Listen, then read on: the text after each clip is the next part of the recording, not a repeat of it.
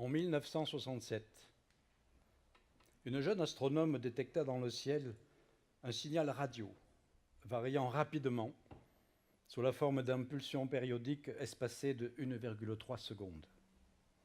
La découverte fit sensation.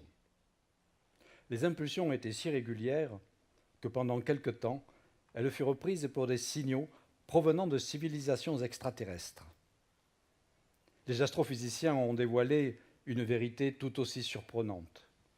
Les signaux étaient émis par un pulsar, fantastique résidu compact engendré dans les explosions de supernovas qui ont jadis désintégré les étoiles massives. Les pulsars n'ont qu'un rayon de 15 km, pour une masse aussi grande que celle du Soleil. Ils sont constitués de matière tellement entassée que leurs atomes sont écrasés pour former une masse solide de neutrons. Un dé à coudre de la matière d'une étoile à neutrons pèserait sur Terre 100 milliards de tonnes. Les pulsars sont de gigantesques toupies aimantées. Certains pivotent sur eux-mêmes plusieurs dizaines de fois par seconde, et leur champ magnétique est 1000 milliards de fois plus grand que celui de la Terre. Les lignes de force magnétique d'un pulsar canalisent les particules électrisées de l'espace interstellaire le long de son axe magnétique, ce qui permet l'émission d'un faisceau de lumière tournant en même temps que l'étoile à la façon d'un phare cosmique. À chaque tour, le faisceau balaie la ligne de visée de la Terre et les astronomes enregistrent une pulsation lumineuse. Une partie de ce rayonnement est émise dans le domaine des ondes radio. Elle peut donc être captée à l'aide de grands radiotélescopes. Les radiotélescopes sont des radars perfectionnés conçus pour détecter les signaux radio de faible intensité, comme ceux en provenance des astres lointains. Ils sont constitués de grandes surfaces métalliques, lisses ou grillagées, sur lesquelles les ondes radio se réfléchissent. Des antennes transforment les ondes en signaux électriques.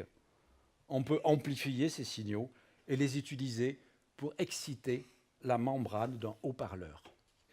L'oreille humaine peut alors entendre le cliquettement des pulsars. Dans la tornade électromagnétique délivrée par un pulsar, le rayonnement radio ne représente qu'un chuchotement, mais c'est lui qui est capté par les instruments. Pour un astronome, tenter de comprendre le fonctionnement d'un pulsar revient à tenter de comprendre le fonctionnement d'une grosse machine cachée dans une usine sonore en n'écoutant que les quelques bruits sourds qui s'en échappent. L'énergie collectée est infime.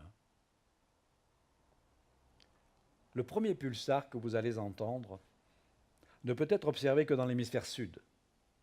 Il a été enregistré sur bande magnétique à la station radioastronomique de Parkes, en Australie. Il se nomme Vela, résidu de l'explosion d'une supernova que les hommes primitifs ont sans doute vue en plein jour il y a 12 000 ans.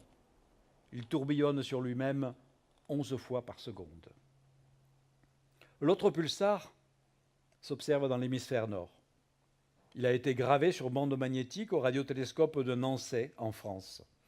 Il se nomme 0329 plus 54. Les chiffres indiquent ses coordonnées équatoriales, 3h29 minutes d'ascension droite et plus 54 degrés de déclinaison. Il bat 84 coups par minute, à la manière d'un cœur humain. La supernova qu'il a engendrée a explosé il y a 5 millions d'années. Et ces impulsions radio mettent 7500 ans pour parvenir à la Terre.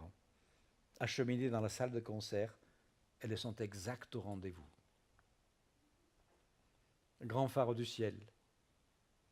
Les pulsars vont guider notre navigation musicale. Écoutons ces horloges cosmiques égrener leurs secondes. Nous avons rendez-vous avec les gardiennes du temps. Ouvrons la fenêtre et attendons l'heure juste.